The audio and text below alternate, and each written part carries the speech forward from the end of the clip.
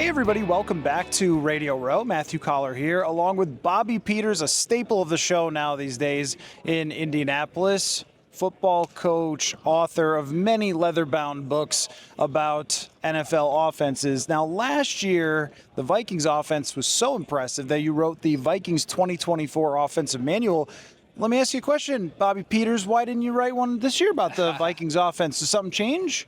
Was it personal? Yeah, no, it's just was not. It spite? It's just not in the plans this year. I just can't quite put my finger on it. No, obviously the Vikings offense last year. I mean, they did so many great things, like especially in the drop back game. Like you and I have had many conversations about all the different 5 and 7 step concepts that really allowed Darnold to push the ball down the field. And unfortunately, I just haven't had time to dive into a ton of 2025 Vikings tape because I've been busy writing 500 pages on Ben Johnson and the Bears. So. Well, also there was the problem of the Vikings offense being bad, and the Chicago offense is fascinating. So I want to get into that momentarily and just how sustainable it is. I also noticed a very large book, so I'm intrigued by what Ben Johnson has done there with Caleb Williams and how it relates to the future of the Bears and Vikings, so forth. But we got a little bit of a quarterback situation here, Bobby. I know you're not new to the show or new to quarterback discussions with me, but here's what I want you to compare and contrast. Suppose the Vikings are looking for a starting quarterback that is not J.J. McCarthy. I don't think that's a stretch based on our conversations with them. Let's say that it came down to Kyler Murray and Derek Carr, where there are two options. There will be other guys that they could potentially go after, but let's say it's those two. Let's start with Kyler Murray. The idea that KOC would have to greatly adapt his offense were Kyler Murray to be his quarterback. Like, how much truth is there to that? Like, how much would they have to adjust to Kyler Murray's skill set?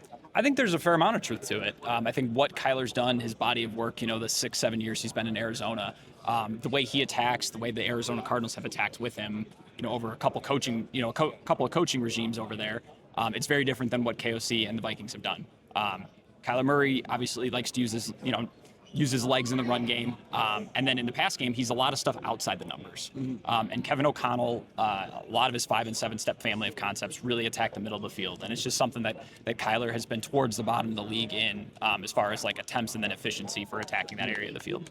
One thing that I noticed when I was looking at 2024 Kyler Murray is that he was under center a lot more than I think people would expect, because when he was with Cliff Kingsbury, it was just shotgun, yep. and then throwing a bunch of out routes to DeAndre Hopkins over and over and over again. There was that heat map that basically just showed the same route time and time again to DeAndre Hopkins.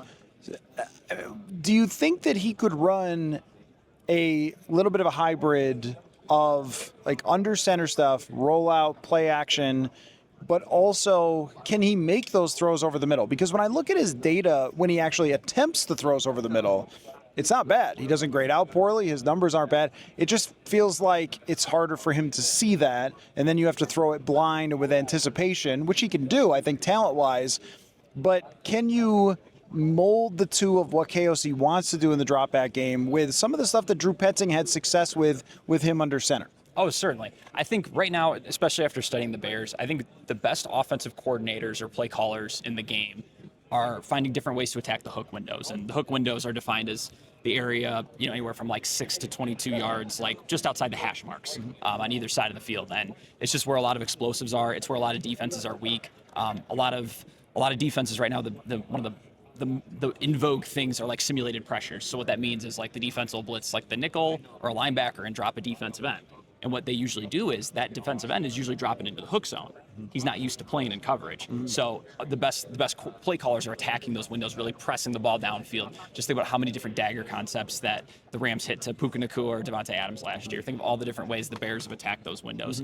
If Kyler's beneficial in those areas, you obviously, I think if the Vikings want to obviously get back to kind of what they were able to do in 2024, which they did attack the hook windows a ton in that season to create, if they want to get back to that efficiency and explosiveness, I think that's something that they have to incorporate. There is a little bit of a concern for me, though, with Kyler when it comes to pushing it way down the field.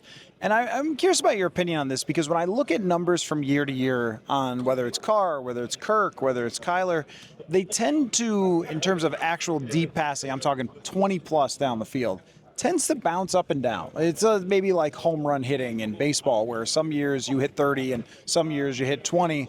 and then wide receivers play into that. But from just watching back Kyler and trying to get a feel for, like, what if he's the Vikings quarterback, there was some concerning throws from him down the field. I don't know if there's an injury that he was playing through or something with the shoulder.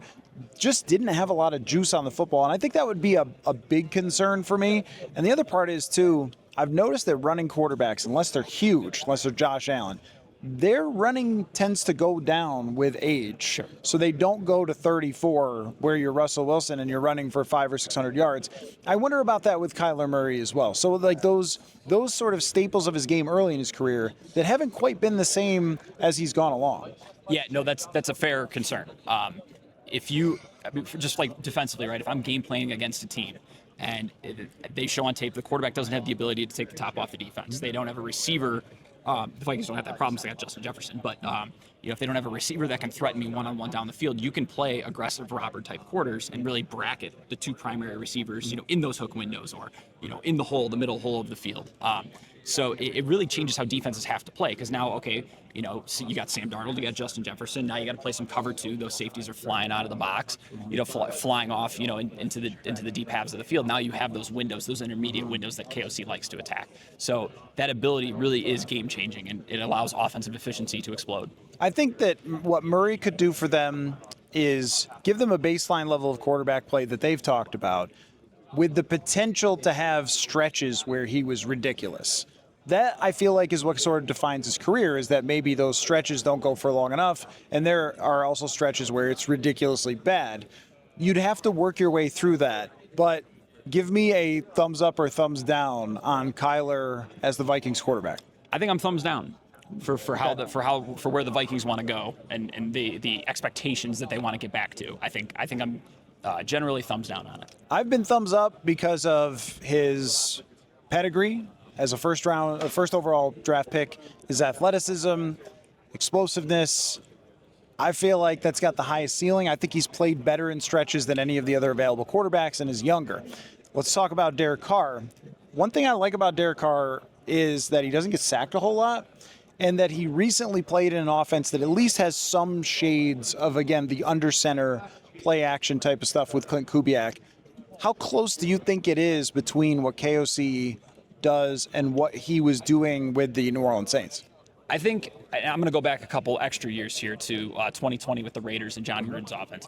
Gruden carries so much volume in the drop back game, and I think basically most of the stuff the Vikings run, Gruden ran back then. And you hear stories of Derek Carr going to the line of scrimmage with 4 play calls and basically, with a shift or a motion, having to figure out which one of those 4 to get into. And very, very cerebral quarterback. Always getting through his reads, getting to checkdowns when he needs to. And I think that's the type of quarterback that I think Kevin O'Connell would fit best in Kevin O'Connell's system. Not that, I know I just said thumbs down on Kyler Murray. I'm thumbs down in the sense that I think that the Vikings would have to change a lot of what they do to fit it. Obviously, it could work. But I think as far as like a plug and play, something that Kevin O'Connell would be comfortable, someone he would be comfortable coaching, I think Derek Carr fits that mold very well. Derek Carr was my prediction yesterday. My official Purple Insider, who's the quarterback, is Derek Carr. Because of exactly what you're saying is, I think that Kyler, if you make those adaptations, has the potential, especially with his playmaking, to be a difference maker. But with Derek Carr, you could just give him Sam Darnold's 2024 offense that worked so well for you. And the really important guy is number 18. And I think that if you have an offense that centers so much around forcing the ball, pushing the ball to one guy, where every play your starting point is, how are we getting this to Justin Jefferson? Derek Carr feels like the guy for the job, especially when KOC's phrase of his life with his offense is rhythm and timing. That's not Kyler. That's much more Derek Carr. Correct. Definitely agree with that. How about Mac Jones? You got Mac Jones takes? You've done a lot on San Francisco over the years. Yeah. This year I have not. I've done 5 books on the Niners, but this year I might not be doing one. But obviously he kept that train moving when Purdy was out this year. I think he did, and I studied. I think it was either his rookie year or second year with the Patriots. I kind of studied a lot of what they were doing, just because I like what Josh McDaniels does as well. And I saw some good stuff there too. As far as fit now, the arm strength obviously isn't quite there. It isn't obviously on the level of a Sam Darnold. But I think that fit maybe a tier below what Derek Carr can probably bring you, just from what I've seen on tape. But like we talked about, I think Derek Carr. I think if the Vikings end up with Derek Carr, I think that'd be a great situation for them. I know you didn't watch a ton of J.J. McCarthy. What do you think? Well, I mean, what do you think that they should do with a quarterback who's that young and that inexperienced to try to make that work? Or is there nothing you can do? Yeah, I mean, at this point, it's tough. I think if somebody else, if they bring in a Derek Carr type, or if somebody else ends up starting for them next year, it's tough, right? You go back to the bench, like, is it just irreparable at that point? Does he need to go to another team, get a fresh start? Definitely, the Vikings tape that I did watch last year, there were some, obviously he had issues, right?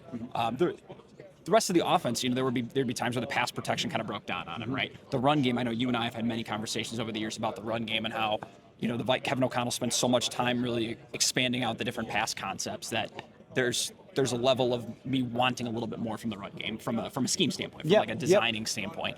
So that didn't help him and do any favors. Most young quarterbacks, Patrick Mahomes aside from like 2018, in his first year starting, they've had a really good run game to lean on, right? Think of the Commanders last year, how well they ran the ball with, or 2 years ago now, with Jaden Daniels' rookie year to kind of allow him to kind of grow a little bit, and he so much wasn't thrown on his plate right away, and I think that stuff just kind of wasn't there for McCarthy. But at the same time, he did not perform he did not perform how he needed to.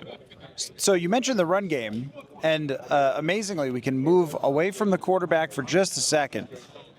They hired Frank Smith from Miami, and that was actually another one of your books that you wrote about Mike McDaniel's offense a couple of years ago.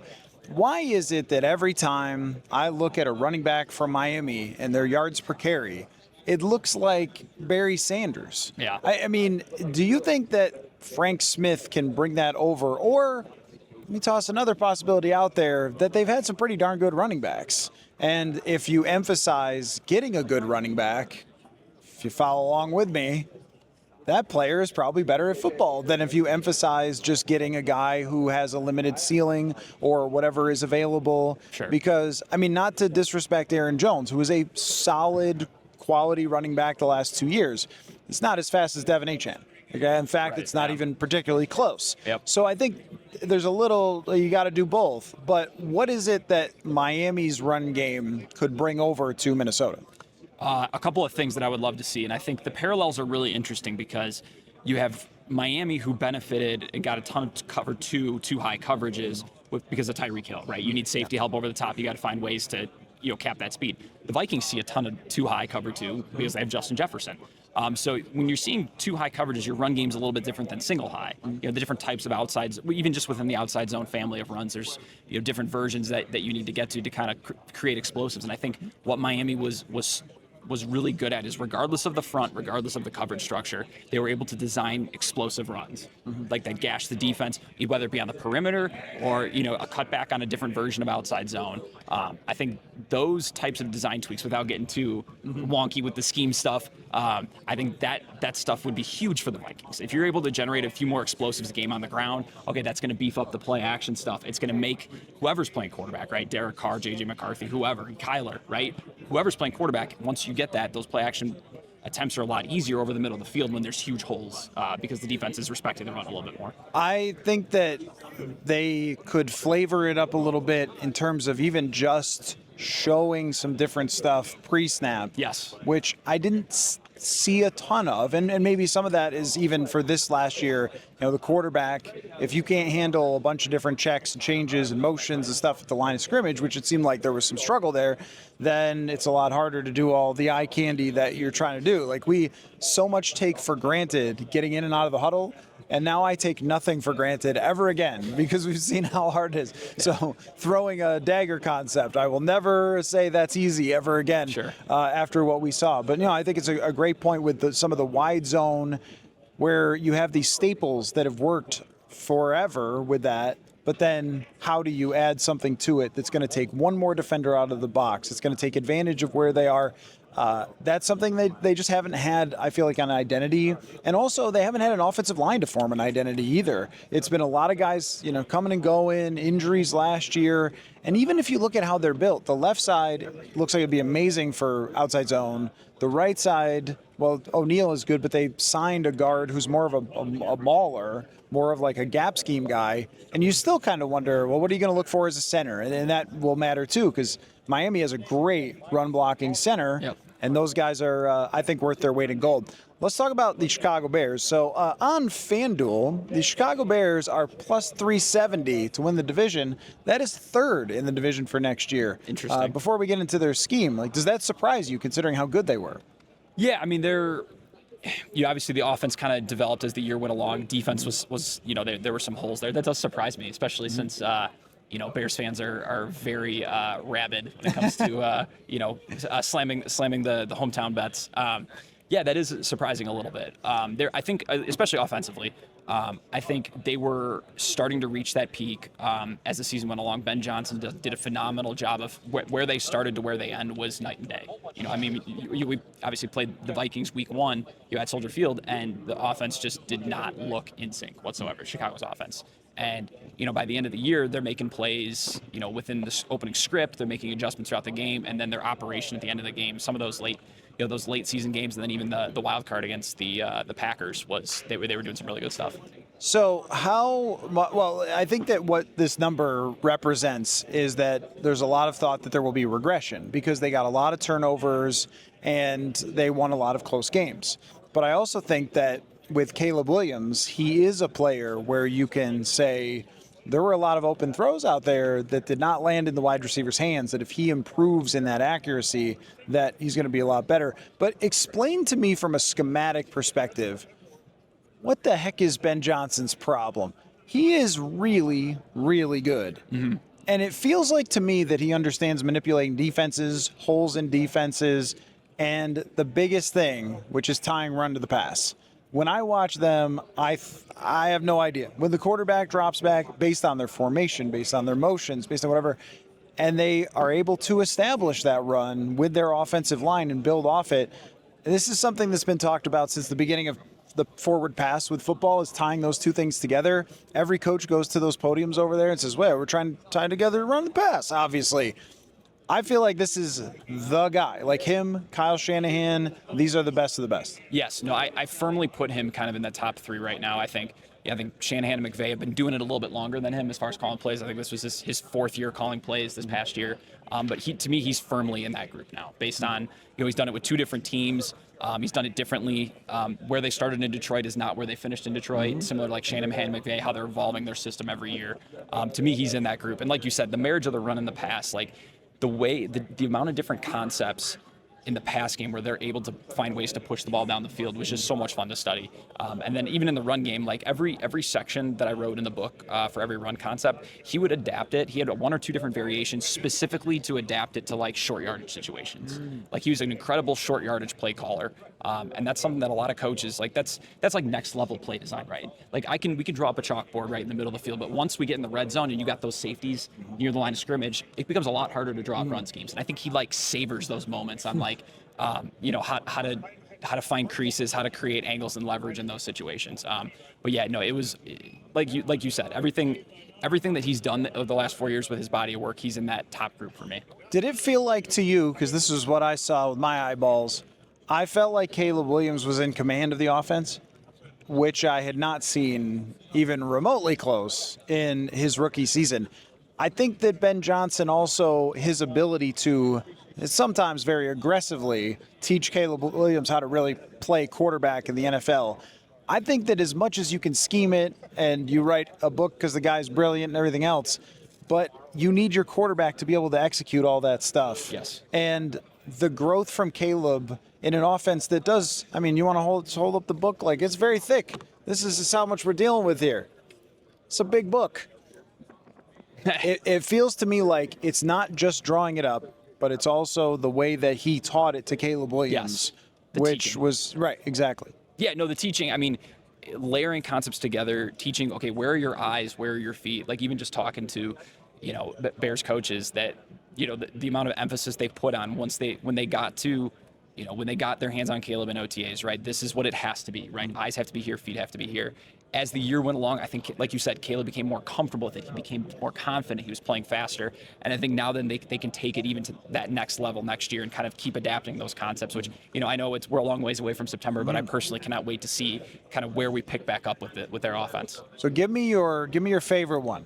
Give me the one that succeeded the most for them that you were like, man, everybody should be stealing this. Favorite concept? Yeah. Ooh, well, It's Super Football. It's worth the NFL Combine. I don't know. So I spent 31 pages talking about the different intermediate to high cross concepts in Ben Johnson's offense. And he has so many different ways to get to that. So basically what we're talking about is a receiver from one side of the field working to the opposite numbers at like 22-ish yards.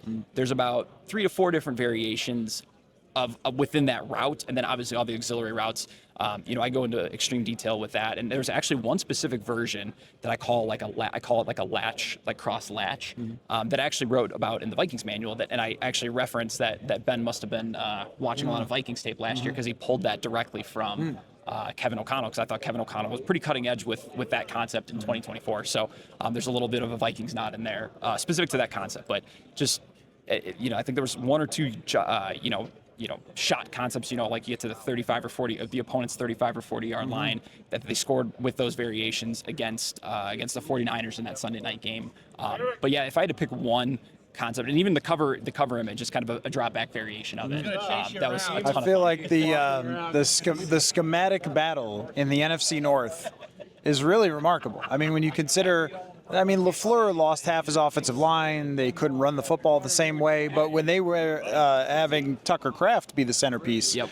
They were a really impressive offense in Green Bay. And then now Drew Petzing is going to the Detroit Lions, and they're still trying to replace Ben Johnson. But you have Ben Johnson, KOC. I think when KOC got there in 2022, there was a pretty big advantage that has disappeared now for the Certainly. Vikings in the NFC North. Bobby Peters, the book. Do you want the Bears offensive manual? If you are interested in hardcore football, yes, you do. But you can also get the Vikings 2024 if you want to understand Kevin O'Connell's offense a lot better, or a dozen other of your books, many of which I have tried to fully understand for the X's and O's. Bobby Peters. Oh, and Alert the Post. That's right. Yeah, alertthepost.com. Yeah, alertthepost.com is a great place to see more of Bobby's work. And truly, especially if you are into coaching football, you're going to absolutely love all of his stuff. So great to see you at the Combine here, man. And we'll do it again soon. Always fun, Matthew. Say it. Football? Football. Football.